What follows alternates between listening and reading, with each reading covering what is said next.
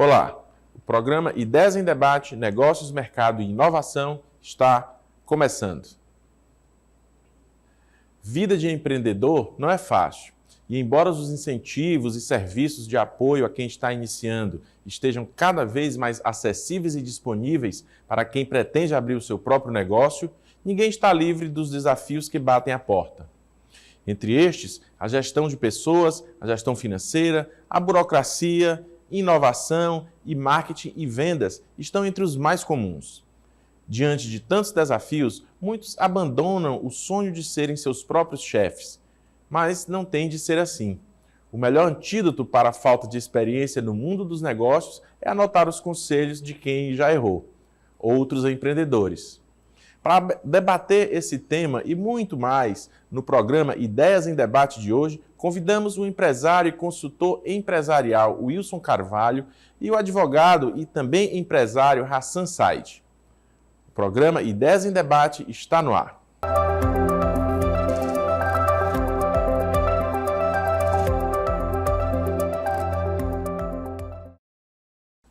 No programa de hoje, vemos o empresário e consultor empresarial Wilson Carvalho e o também empresário e advogado Hassan Said. Sejam bem-vindos e eu já queria iniciar o nosso programa hoje falando de uma pesquisa, do mapa de empresas que foi elaborado pelo Ministério do Desenvolvimento, Indústria, Comércio e Serviços, revelou que no primeiro quadrimestre de 2023 foram abertas 1,3 milhão de empresas, que explica esse boom na abertura de empresas nesse primeiro quadrimestre? Olha, em termos do Piauí, principalmente pela questão da necessidade. O Piauí sempre foi um estado empreendedor, entretanto, o empreendimento aqui no nosso estado ele é aberto por uma questão não da oportunidade que o empresário vê, ele enxerga um negócio que ele entende que é promissor e ali ele faz um estudo de mercado, inicia. Nós, piauienses, a gente aproveita um momento de necessidade, traduzindo, a renda. Por eu não ter renda, por eu não ter a oportunidade de emprego, eu acabo empreendendo em alguma área. Uhum. E isso é o que faz a abertura de empresas no Piauí e tanto a natalidade como a mortalidade serem altas aqui no nosso estado. Hassan, a que você atribui, a que você atribui esse boom na abertura de empresas? Exatamente como o Wilson falou, as pessoas têm cada vez mais a necessidade de dinheiro, né? E elas não estão tendo a oportunidade de trabalho e acabam enveredando pela parte do empreendimento. Então, o que se observa muitas vezes é que não é um empreendimento que é aberto observando todos os trâmites de estudo, né? De elaboração de projetos empresariais e acaba mesmo a pessoa sendo colocada na fogueira, né? Eu vou abrir porque eu preciso ganhar dinheiro. Isso. Abre uma empresa mais por uma necessidade, exato, né, do que, inclusive, por uma questão vocacional de ser um empreendedor. Aquela visão, de fato, do business, dele enxergar uma oportunidade que muitas vezes ninguém está enxergando. É tanto, Campelo, que em pouco tempo essas pessoas elas não conseguem suportar ali os primeiros meses, eu não digo nem anos, os primeiros meses de sofrimento, de aprendizado, elas já acham que aquilo ali não é para elas e abandonam. Isso também justifica a alta taxa de mortalidade. A verdade é que a grande maioria das empresas, até 2 anos, elas fecham, né? Isso, exatamente. Exatamente. Isso devido também tem outros problemas que até 2 anos elas ficam mais graves, né? Como, por exemplo, a confusão patrimonial, né? A pessoa abre uma empresa também buscando uma taxa de imposto menor, né? A PJ paga menos imposto que a APF. Sim. Então, ele procura na pessoa jurídica escapar dos impostos da pessoa física. Mas a confusão patrimonial, né? As contas, na verdade, a PJ paga as contas da PF, né? A conta de energia e de água. E acaba, até 2 anos, aquele volume de embaralhamento, né? E muitas empresas acabam fechando aí. Quais são as principais dificuldades, né? Porque apesar desse grande número de empresas que são abertas, muitas pessoas ainda sentem dificuldade de se inserir nesse ramo. Às vezes a pessoa tem até aquela vocação, mas tem medo ou sente dificuldade de ingressar, não é que querem simplesmente arriscar no mundo do empresariado, do empreendedorismo. mas tem a vocação, mas tem medo também. Quais são os principais empecilhos que tem para essas pessoas que querem empreender? Primeira coisa é porque nossa educação básica, ela não nos habilita, ela não nos forma para sermos empreendedores nem empresários. Diferentemente de países como os Estados Unidos, onde desde a base ali do ensino fundamental ali, o ensino básico, né, a criança ela tem situações onde ela cria uma própria empresa, ela sente aquelas dificuldades. Nós não fomos, a gente aprende fazendo, né? E a pessoa, o ser humano, ele não tem essa habilidade até emocional de empreender, de vencer ali aquelas limitações que ele tem, porque uma coisa é eu ser um excelente médico, outra coisa é eu empreender já imaginando eu abrir uma clínica própria, um hospital próprio, porque tem um risco, eu vou ter que sair da minha zona de conforto, eu vou ter que abrir mão por um período de família, de esposa, de marido, de filhos, eu tenho que aprender coisas novas, eu tenho que lidar com gente, eu tenho que separar meu dinheiro pessoal do meu dinheiro da conta PJ. Isso tudo, por eu não ter essa formação no início, durante a caminhada, vou falar aventura, talvez não seja melhor, quem decide vencer esse medo, acaba se complicando também por isso. E os que não iniciam, é porque tem esse receio de sair daquela zona de conforto, de você todo mês, você tem ali, vamos lá, para falar no ramo medicina, o cara tem ali 30 mil reais de faturamento mês, 30 mil. Aí o cara, de repente, ele tem que saber que ele vai ter que, por um período, baixar um pouco ali o padrão de vida dele, que o risco não é só dele, que se o negócio não der certo, são famílias ali que são prejudicadas, porque são funcionários que ficam ali sem os seus empregos. Então, isso tem que justifica. Fazer todo um planejamento. Hassan, então essa parte da informação é muito interessante, né? A gente não é treinado para ser empreendedor aqui no Brasil e no universo do Piauí, muito menos, né? Aqui temos boas escolas, né? Até, mas que nenhuma delas se preocupam a estar oferecendo, né? Não existe a matéria do empreendedorismo, né? Na escola. Mas a parte da informação, então, ela é muito relevante. Eu considero, na verdade, a parte de delegação. A gente, como empregado, no início, como empreendedor, no início, a gente não tem aquela capacidade de delegar bem. A gente, quando vai recruta mal, né? Não, o que é o recrutamento, né? É contratação de pessoas ideais por locais ideais. E a gente acaba não fazendo essa contratação de forma correta e, além disso, a gente não consegue dispor, né? Muitas vezes dispor do serviço, né? O marketing, eu quero olhar, o financeiro, eu quero fazer, o operacional, eu também dou conta. Então, o empresário, ele acaba sendo o dono e empregado sozinho. Ele acaba acumulando mais funções, né? E, então, essa informação, né, básica, né, lá do ensino fundamental, médio, profissionalizante, por que não? Ela é necessária, mas também o treinamento pessoal, né? Você tem que aprender a delegar de forma correta, né, recrutar de forma correta, treinar seus colaboradores. Esse é um grande desafio. A questão é que, às vezes, você vai empreender, vai abrir um próprio negócio e vai entender que se eu tiver que contratar alguém para fazer o marketing, se eu tiver que contratar alguém para fazer o pessoal, alguém para ser o vendedor, alguém para fazer a operação do negócio, eu vou ter uma folha já aí de pagamento muito grande em uma empresa que está iniciando. Então, muitas vezes, o empreendedor que está começando, ele tem que, ou ele quer, ou ele precisa, né, fazer tudo. Então, são obstáculos. E falando em obstáculos, depois de abrir uma nova empresa, diversos são os obstáculos que surgem. Quais seriam, na opinião de vocês, os principais obstáculos que precisam ser superados por esses empreendedores? Primeiro já foi esclarecido, vou só reforçar pelo Hassan. Normalmente, se a gente puder criar etapas para um negócio, são 4 etapas.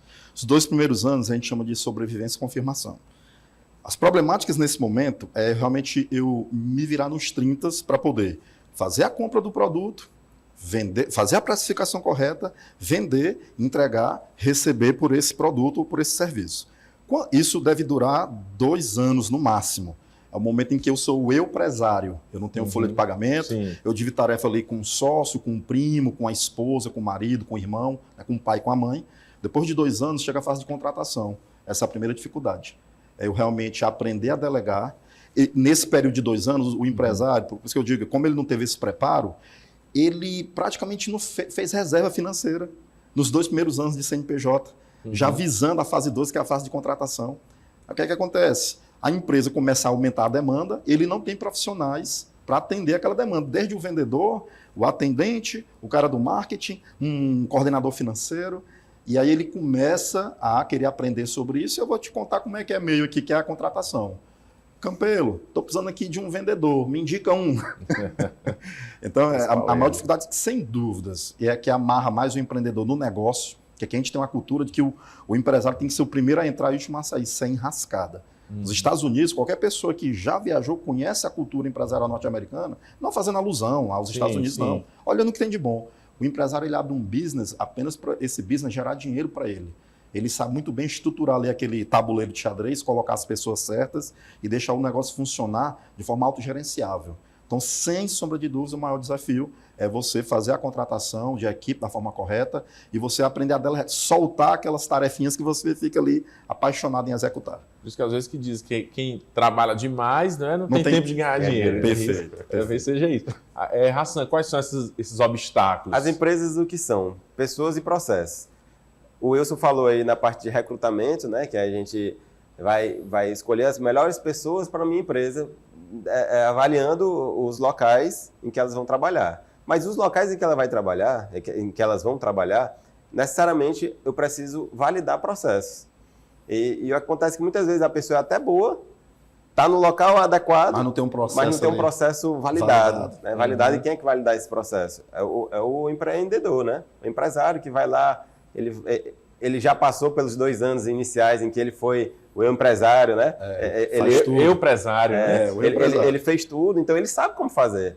Aí, então ele tem que aprender a contratar a pessoa correta, fazer o script corretinho do que é aquela função para a qual a pessoa está sendo contratada, treiná-la muito bem, e aí é a função do empregado agir, né? Dar continuidade à atividade. Isso é o que é uma empresa, pessoas e processos. Eu diria também uma dificuldade muito grande a parte da tributação. A gente está passando agora pela reforma tributária, mas hoje, né, especificamente, não se sabe ao certo, o empresário não sabe quais são os impostos que são devidos, se vai pagar ICMS na compra tal, quanto que paga de imposto, qual a alíquota do Simples, enfim, é uma confusão muito grande. Então, até para poder precificar o seu serviço ou o seu produto, né? Sem dúvida, sem dúvida. Você veja, muitas vezes um produto vem de fora, o empreendedor de primeira viagem, né? Ele chegou o produto, precificou com base na compra e venda, e depois chega o boleto do ICMS, né? Da diferença da alíquota. E aí ele já vendeu o produto. Isso muitas vezes acontece, é raro, mas acontece muito. Muitas vezes o empreendedor de primeira viagem, ele não sequer sabe que existe essa diferença de alíquota. Agora é importante frisar para os empresários que é delegar uma coisa, não é delargar. Por exemplo, nessa parte de tributação, eu já vi muitas empresas, tenho 18 anos, eu quebrei 18 anos atrás porque eu fiz todos esses tipos de erro, não tinha ninguém para me orientar, eu não sabia que tinha pessoas assim que eu podia buscar e tal, mas nessa parte da delegação, se você delargar, você também pode se encrencar. Por exemplo, já vi várias empresas nesses 18 anos que quebraram, porque ao delegar a função de acompanhar os impostos, registrar ali, documentar os boletos de compra ou os contratos de venda, de serviço ou do produto, terceiriza, né, que o delegar aqui no caso seria terceirizar para um escritório de contabilidade, mas elas deixam de mão. Elas não, digamos, fiscalizam, não acompanham. Quando foram atrás, tributação já devida altíssima, mesmo tentando negociar algo que não dava para o caixa suportar. Interessante aí que você falou uma coisa, é muito importante, eu acho, que você iniciou dizendo que há 18 anos atrás você quebrou. Quebrei. Porque a gente falando aqui dos Estados Unidos, né? Que nos Estados Unidos, quando a gente vê empreendedores, eles têm orgulho, às vezes dizem, olha, eu já quebrei 3, 4, 5 vezes e hoje eu estou aqui em sucesso.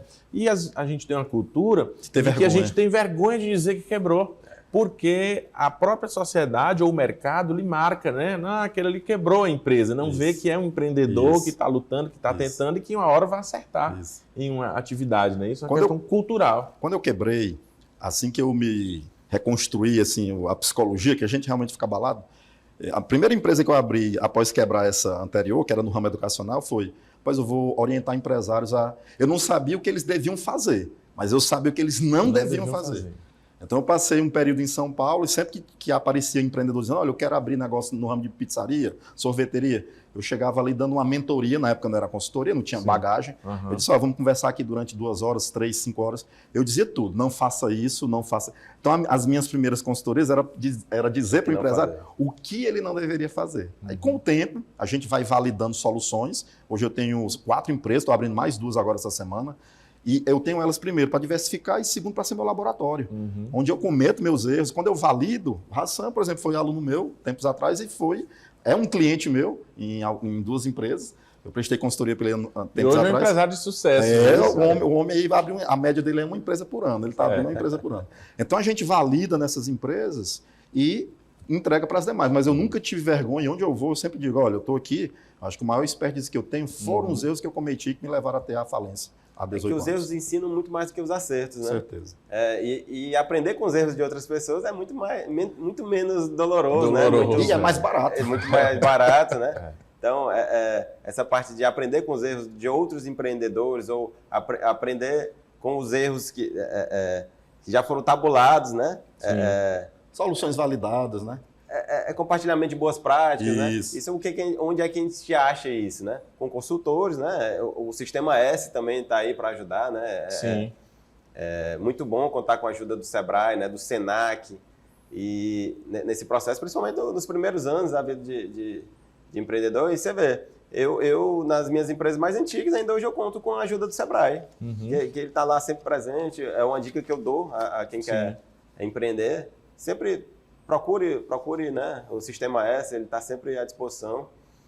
E é importante, né? O Sistema S, o Sebrae, aqui no nosso programa, a gente tem um quadro do Insight Empreendedor, onde o Sebrae traz dúvidas, né? Ele traz diversas recomendações sobre esse empreendedorismo, né, de quem quer iniciar ou quem quer se manter no negócio. Que dificuldades vocês tiveram no início? Vocês falaram aqui que já quebrou, que já botou e hoje está abrindo mais 2 empresas já e já tem 4 empresas.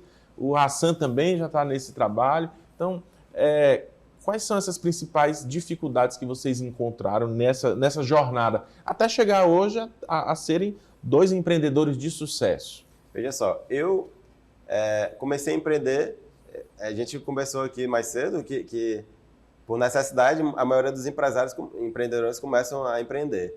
Mas eu comecei por diversão, por incrível que pareça. Eu advogado, né, acabei comprando um Pesque Pague que estava inativo e a partir dali comecei a chamar amigos, amigos de amigos, familiares, e de repente eu vi nascer um negócio, né? Ali foi montado um empreendedor onde existia um advogado. Então, acabou que nasceu o empreendedor por diversão, por brincadeira. E foi muito interessante porque aí eu errei tudo que podia ser errado. Tudo que eu estou falando aqui da confusão patrimonial, do dinheiro que circula na conta PJ, isso tudo aconteceu comigo. Então, eu sou a prova viva de que os erros fazem parte da atividade empresarial. E por mais que eles existam, persistir na atividade empresarial, buscar as informações, né, por mais que elas tenham sido negadas para você ao longo da sua vida toda, faz parte do processo, né? Você vai aprender com os erros, se levantar, ter mais informação, contratar bem, treinar, e aí você pode se dizer que é um empresário, você pode até conseguir sair de dentro da sua empresa, não totalmente, obviamente, e quem sabe até montar outras empresas. Eu tenho empresas de mais variados eixos, né? Tenho empresas de representação, tenho empresa de franquias, tenho empresa de alimentação, enfim. E continua com o Pesque Pague ou não? O Pesque Pague hoje virou um parque aquático. Parque aquático. Né? E sempre nesse viés de tentar acertar, modular, né? Modular e tentar acertar. Muito bom. E expandir e transformando, né? E trazendo novos negócios, novos serviços dentro daquela atividade. Meus principais erros foi o que eu mencionei, lidar com pessoas, desde o pai, na época meu primeiro empreendimento era no ramo educacional, desde lidar com o próprio pai ou a mãe, né, que estava matriculando o filho, o aluno, a lidar com o coordenador, com o professor, não sabia contratar. Você imaginar, acho que 100% da minha folha, 100 não, perdão, acho que 70% da minha folha de pagamento era parente. Os 30% é porque era professor e nem todo parente meu é professor. Mas assim, o que eu aprendi mesmo foi em cima desse erro, é realmente treinar pessoas. Então hoje, por exemplo, quando eu abro empresa, eu não preciso especificamente de ninguém para me orientar na área de recrutamento, seleção, desenvolvimento, liderança, porque eu já formo gente assim. Então, normalmente as empresas que eu tenho, eu estou sempre ali ajudando a capacitar meus próprios sócios, os colaboradores que têm. Então essa, para mim, na época, foi a dificuldade. E qual o papel que um gestor desempenha dentro de uma empresa? Como um futuro empreendedor pode se preparar para iniciar essa função de gestor de uma forma eficiente? Pronto, olha, vou aproveitar e desmistificar aqui. Empresário, empreendedor, gestor são 3 coisas diferentes. O empresário, ele é o cara que tem uma empresa. Nem todo empresário é gestor. Sim. Nem todo empresário é líder. Gestor é um olhar na empresa em termos de resultado. O que é o resultado? Eu quero melhorar minha margem de lucro, eu quero reduzir o tempo de entrega de um produto meu para o meu cliente, eu quero reduzir minha inadimplência, eu tenho um problema que eu quero resolver dentro da empresa, eu quero um indicador que eu quero melhorar o resultado dele. Para eu melhorar esse resultado, eu tenho que entender por que ele não está tão bom e normalmente está envolvido com pessoas e processos. Eu Sim. crio ações ali para tentar resolver isso e eu vou acompanhar a execução dessas ações. Esse é o papel de um gestor. Líder é o cara que também nem sempre o líder é o gestor. Eu posso ter um líder dentro da empresa e um gestor. O ideal é que o empresário seja empresário, gestor e líder. O líder é o cara que vai trabalhar ao lado humano. Porque, embora a gente esteja muito avançado na inteligência artificial, mas nossas empresas aqui, nós estamos aqui na TV O Dia, aqui são pessoas cuidando de processo. Então tem gente na história. E para eu poder fazer as pessoas performar da melhor maneira possível em busca desse resultado que é almejado, tem que ter a liderança. Sem a liderança, a empresa não vai Sem a liderança, você fica com belos planejamentos guardados aí no notebook, nos tablets, nos celulares. Ração, o que é que me torna um bom gestor? Bom, é muito treinamento, né? Você tem que se capacitar, né? Repito, como o Wilson falou, né? Como um bom gestor, ele precisa, eu diria, né? Na verdade, a parte técnica está mais com ele aí. Eu considero um gestor um líder também, né? Sim. Não sei se é a acepção correta, né? É o ideal, porque ele olha o resultado e vai trabalhar gente para atingir o resultado. Eu já considero que o gestor, além da gestão dos dados muito bem desenvolvidos, ele precisa liderar bem as pessoas, né? Então, ele precisa... muitas pessoas não são automotivadas, né? O empreendedor, geralmente, ele é automotivado. Mas o empreendedor de sucesso, você tem que liderar bem, tem que motivar sempre aquelas pessoas, ter sempre a gestão dos dados, não na ponta da língua, né? Mas acompanhar bem os gráficos, né? Hoje está tudo gráfico, tudo dashboard, né? Exato. O gestor tem que ser um líder, então. Tem que ser um líder e líder nada mais é do que um bom professor.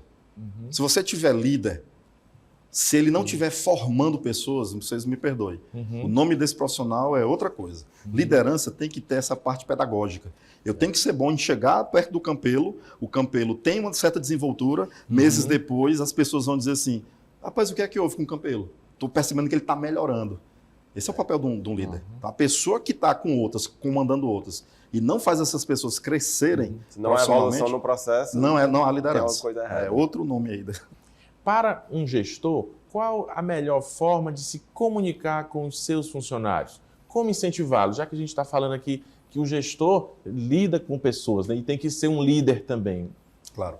Tudo começa com aquela parte documental da empresa que poucos empresários, empreendedores dão valor, que é missão, visão, valores. Sim. Você precisa mostrar para o seu colaborador. As pessoas acham que para você declarar missão, visão e valores dentro da empresa, você precisa ter uma empresa de grande porte. Pelo contrário, é o fato de você declarar missão, visão e valores, desde a empresa ser pequena, começa no microempreendedor individual, você para você mesmo. Quando você chega para um colaborador, que você vai, por exemplo, dar um feedback de correção, ele está fazendo ali alguma atividade ali, ou está se comportando de forma errada, conforme o regimento interno ali da empresa, da instituição. Se você não trouxer para ele a luz da visão, da missão e dos valores, ele vai achar que aquilo ali é uma bronca de um chefe que está ali querendo descontar as chateações da vida dele na vida da outra pessoa. Por isso, o que é que seria essa missão, visão, valores? Missão é por que estamos aqui vendendo isso que nós estamos vendendo, seja um serviço ou um produto. Isso é Sim. missão. Isso vai além da entrega ali, da Sim. pizza, da entrega do sorvete. Visão é onde nós queremos chegar num certo período. E os valores são os comportamentos que a gente deve ter. Por exemplo, um hospital pode declarar como missão cuidado e amor ao paciente. Você acha que o valor impaciência seria adequado para uma instituição dessa? Não. Como é que eu vou contratar uma pessoa que é um pouco mais agitada para atender aos pacientes se eu declaro que minha missão é cuidado e amor ao paciente? Aí tu chega na recepção desse hospital, a recepção já é ali meio alterada, você já vê ela falando alto. Não foi um bom recrutamento. Então, a melhor maneira de se comunicar com um colaborador é sempre, no final da fala, observando os perfis, porque eu tenho perfis comportamentais diferentes. Para cada um, eu carrego a mensagem de uma maneira diferente. Mas sempre o link é, olha, nós estamos conversando sobre isso, por quê? Qual é a nossa missão? Qual é a nossa visão? Você acha que seu comportamento está alinhado com a nossa missão? Você acha que esse comportamento está alinhado com a nossa visão? E aí ele entende que trata-se ali de um momento de alinhamento profissional, não é nada pessoal. Completando o que o Wilson continuar. está falando, isso tudo é o empregado, né, o colaborador tem que entender qual a cultura da tua empresa, né? Sim. Você tem que passar muito bem o que é aquela sua cultura para poder ele ser um mensageiro do que você, como empresário, queria falar diretamente com o seu cliente. Mas ele falou da missão, dos valores, eu pontuo que dentro da própria empresa existem diferentes personalidades lá dentro, né? E a gente consegue, no processo de recrutamento, a gente precisa entender em qual tipo cada colaborador está inserido. Se ele é dominante, se ele é influente, Qual o perfil, se ele é né, de cada estável. um? Perfil comportamental. Porque dependendo desse perfil comportamental, dependendo do perfil comportamental dele, a gente pode ser um pouco mais rude, né? Pode estimular mais ele na hora, se ele for um perfil dominante, a gente pode, né, ser mais rude ali na fala. O outro tem que ser mais açucarado. Ou não, pode ser mais açucarado, né? Isso sempre prestando atenção, obviamente, isso faz parte do processo de recrutamento. Antes de você recrutar aquela pessoa, você já sabe como é que é o perfil comportamental dela. E aí você saberia a forma correta de corrigir um erro, né, de tentar motivá-la, De cobrar resultados, porque cada pessoa tem um jeito diferente de ser cobrado, de ser motivado. Um aspecto que a gente não tratou ainda e que muitas vezes eu vejo como um problema na gestão é a questão da comunicação. Porque às vezes a empresa ela vai cobrar de um empregado lá, de um colaborador seu, uma determinada função, diz que a pessoa errou e ela diz, olha, mas eu não sabia que eu tinha que fazer era isso. Não me foi dito. Como é que funciona para que uma empresa ela tenha essa comunicação assertiva, de que não haja esses erros comuns que a gente vê dentro de uma gestão, erros de comunicação? Maravilha. O processo de recrutamento e seleção, Campelo, ele segue algumas etapas. Você vai desde a definição da vaga, o que é realmente que o cara faz no dia a dia. Você define a vaga, expõe essa vaga em locais onde tem essa visibilidade, recebe currículo, tria, marca entrevistas coletivas, marca entrevistas individuais, faz alguns testes. Aí, normalmente, os empresários no Brasil, eles param aí. Em Teresina, no Piauí, nem se fala. Eu digo, 18 anos, né? 18 meses. Eles param bem aí. E eles esquecem da etapa fundamental, que é a finalização. A gente chama de integração ou onboarding. O que é um onboarding?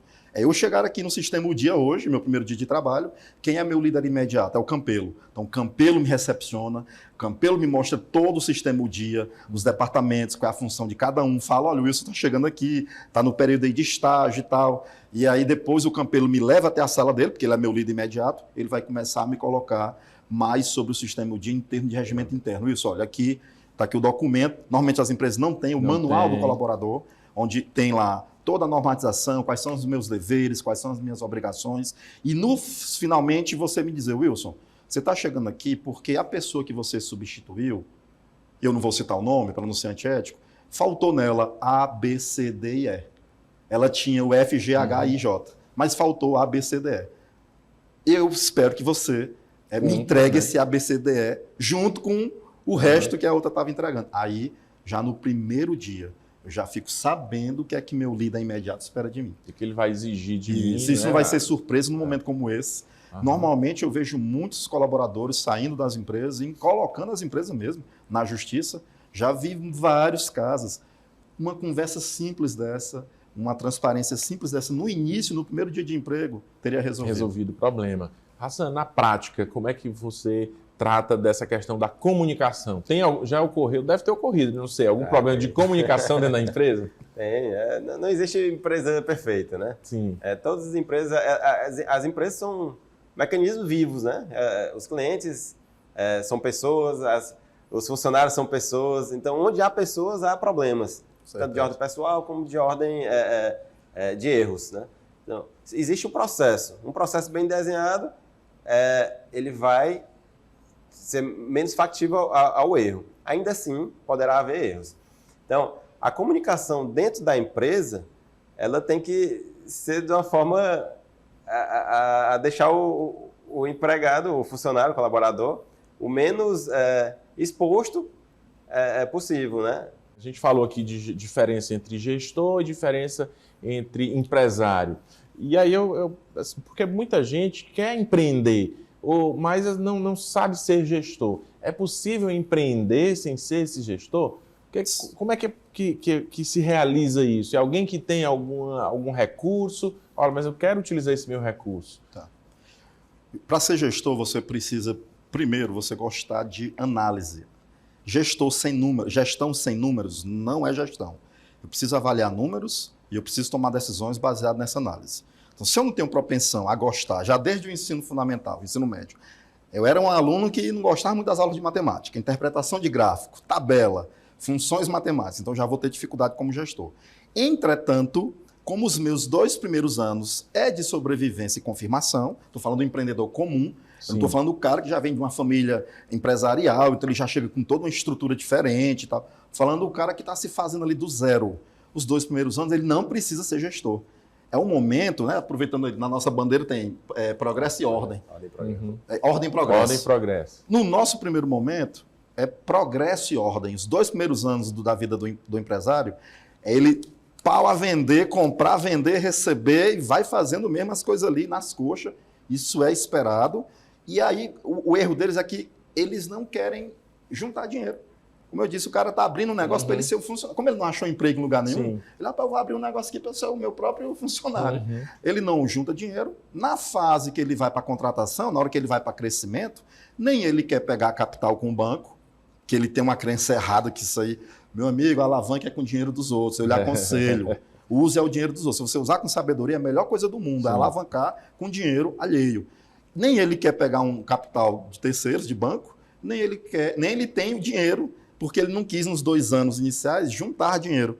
E aí, meu amigo, se eu não tenho propensão a ser gestor, pelo fato que eu falei agora há pouco, e nem tenho dinheiro para contratar, aí eu vou começar a andar, patinar no escuro. A empresa vai crescendo ali de qualquer maneira.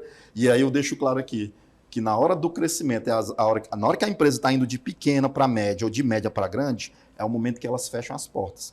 E a explicação é muito simples. A ciência explica. Câncer nada mais é do que o crescimento desorganizado das células. Então, o que era para ser uma coisa boa se torna o pior momento da vida do empresário.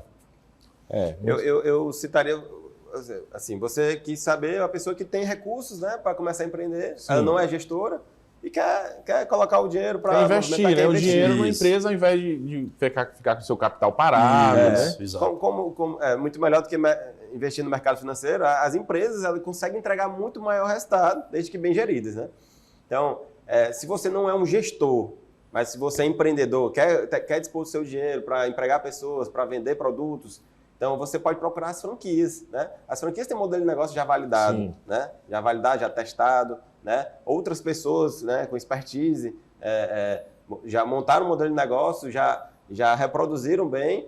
E a grande maioria das franquias, não estou dizendo assim que toda franquia já é um modelo de negócio completamente validado que vai dar certo. A grande maioria das franquias tem um modelo bem validado, bem redondinho. Então, muitas vezes, se você que tem um capital, né, você compra uma franquia, monta. Agora, a bem verdade que a gente conversou um pouquinho antes da entrevista. A franquia não vai lhe dar autonomia. Você aprendeu a gerir.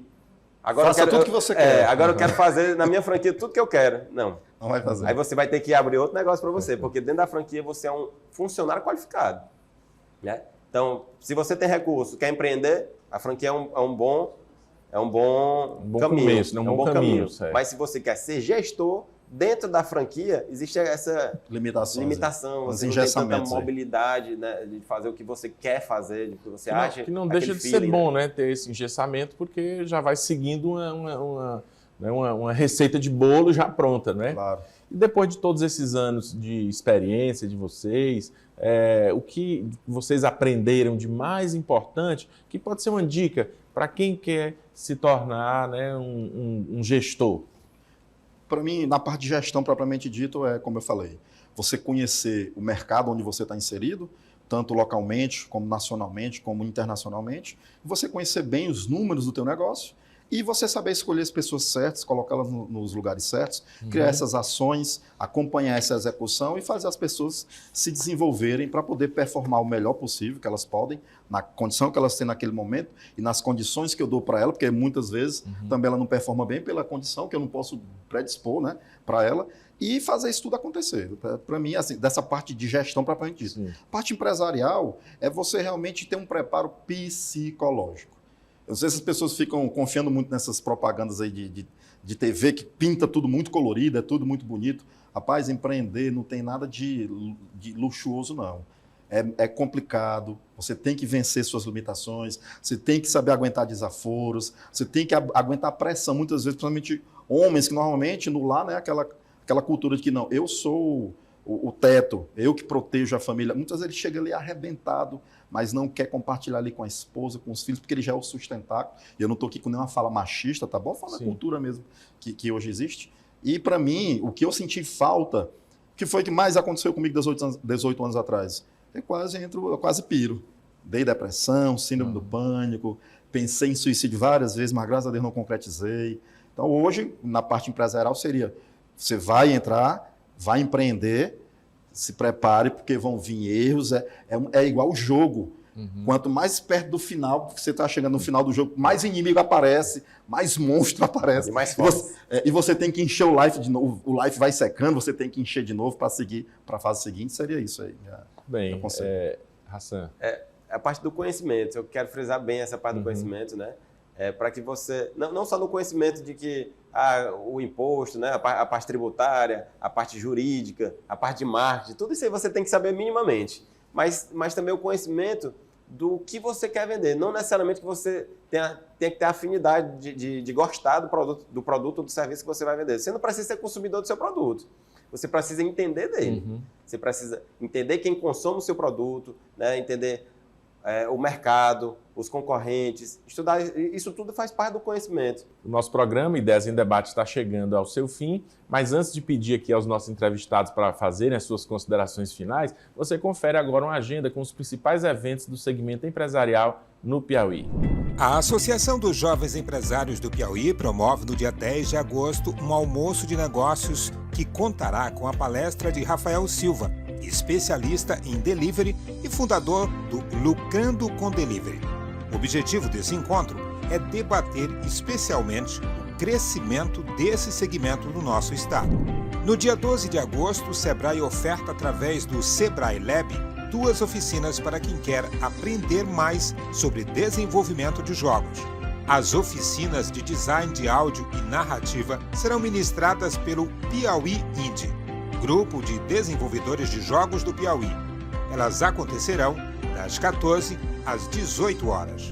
Agora que você já conferiu a nossa agenda, passa a palavra para os nossos entrevistados. Já agradeço muito pela entrevista aqui de hoje, acho que foi muito esclarecedora sobre diversos aspectos. Passa a palavra para vocês fazerem as considerações finais. Queria incentivar, apesar de toda essa problemática que a gente traz, né, porque é como um alerta mesmo, não é para aterrorizar, mas eu queria incentivar as pessoas que estiverem nos assistindo, empreendam. O Brasil precisa de empreendedores, porque a força que movimenta essa economia é o pequeno, o micro e o médio empreendedor. Não tenham medo, porque só o nascimento, o fato de a gente estar aqui, você só vai trocar um problema pelo outro. Porque na nossa vida a gente já enfrenta problemas, né? Às vezes você está aqui e do nada um familiar parece com um problema de saúde, você mesmo. Não peguem esse medo, mas ajam, apesar do medo, e empreendam. é uma coisa bacana, tem suas dificuldades, mas vocês vão crescer muito, tanto pessoalmente como profissionalmente. Muito bem, obrigado. Eu queria aqui Marcelo. aproveitar esse espaço para parabenizar você, Campelo, Wilson, a você, ouvinte, que está aqui assistindo essa entrevista aqui gostosa, e também o Grupo Dia, por estar fomentando, né, essa ideia o programa mesmo já fala, né, ideias em debate. Então, a gente está aqui fomentando essa ideia, né? Aí, com certeza a gente vai despertar a sementinha do empreendedorismo em alguém que ficou até o final aqui assistindo essa entrevista. Bom, muito obrigado aos nossos convidados e também à sua audiência em casa. E convidamos você a participar da nossa produção através das redes sociais, @Sistema do Dia e do WhatsApp, 86999112111. Você pode sugerir pautas e nos enviar feedback dos assuntos discutidos. Acompanhe também a reprise do programa todo sábado, das 9 às 10 horas da manhã. Caso não tenha tempo para acompanhar a transmissão às terças-feiras ou mesmo a reprise aos sábados, você pode acessar o nosso canal no YouTube. É só pesquisar Sistema O Dia na plataforma e assistir o programa na íntegra. Um abraço e até o nosso próximo encontro.